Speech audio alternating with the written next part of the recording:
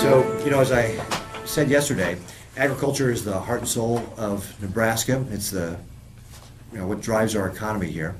And 25% of the people here in Nebraska are employed in agriculture, and that's why it's important that we have a strong ag economy. I've formed an ag advisory council that consists of ag and business leaders from Alliance to Syracuse. It's in the Statewide. Yep, absolutely. And covering a broad range of disciplines from corn, soybeans, wheat, cattle, hogs, dairy, ethanol.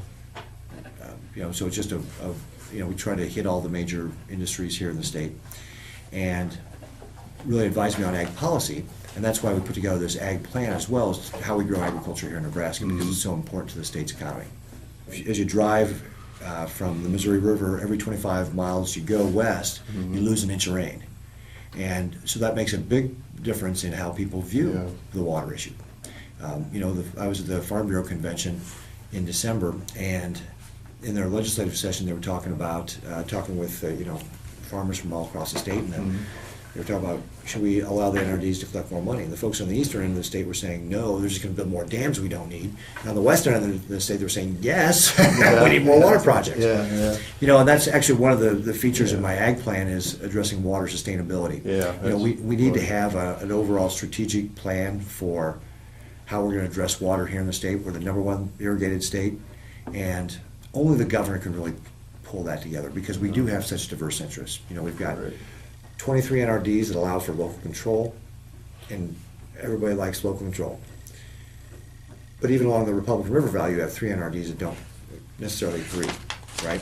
Then you've got groundwater users versus surface water users, you've got recreational users, you've got municipalities. Really, only the governor can pull together all these diverse groups and get them to sit down and stand on the whole business. I mean, I covered the NRD here, and they've got their torches lit and they're marching on the legislature. Right.